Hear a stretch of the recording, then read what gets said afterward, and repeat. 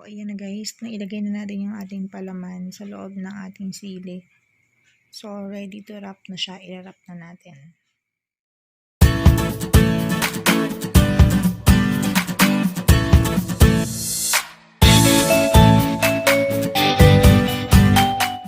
Hello guys, for today's video, gagawa tayo ng cheesy tuna dynamite lumpia. Tara, umpisahan na natin at ito na ang ating mga ingredients. Green chili, cheese na hiniwa natin ng pahaba, lumpia wrapper, canned tuna, and water para pang seal natin sa wrapper. Ayan, hiwain lang natin siya sa gitna. And pag nahiwa natin, tatanggalin lang natin yung mga buto.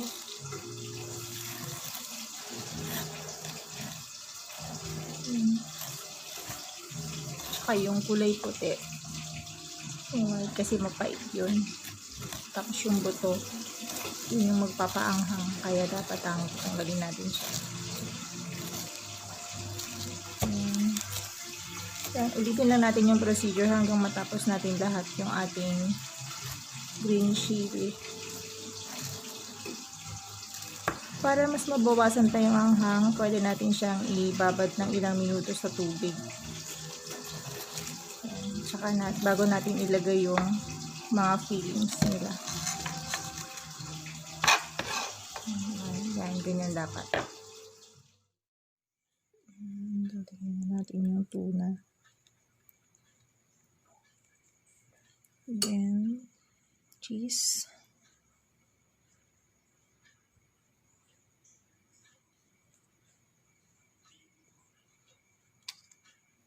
Tapos, yan, i-roll natin, i-wrap na natin siya.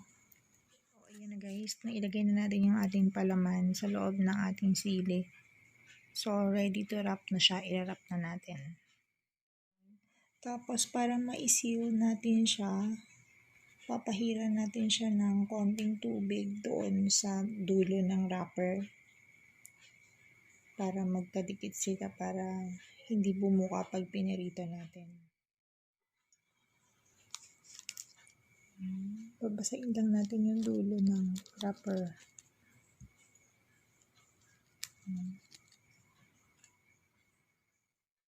Ayan guys, ready to fry na ang ating dynamite lumpia. Kumulo yung ating mantika, saka natin ilalagay yung ating dynamite. Mainit na siya, pwede na natin ilagay. Hintayin lang natin siya mag golden brown. Saka natin siya hahanguin. Ito na guys ang ating dynamite lumpia. Cheese and tuna dynamite. Kailangan lang natin siya ilagay sa paper towel para ma-drain yung excess oils. Ayan. Tikman na natin. Ayan guys, tikman na natin ang ating cheese tuna dynamite.